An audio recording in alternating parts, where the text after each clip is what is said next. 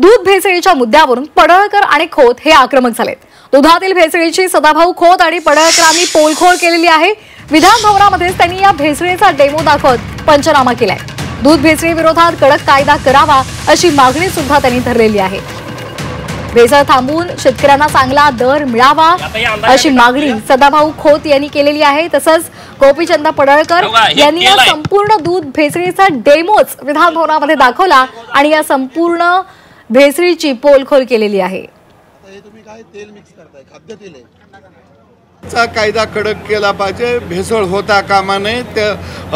तिकडं तपासणी करणारे जे फूड ड्रगचे जे लोक आहेत त्याची संख्या वाढवली पाहिजे, ही मागणी आम्ही दोघं लावून धरू। कारण आम्ही गावगाड्यातली शेतकऱ्याची पोरं आहोत।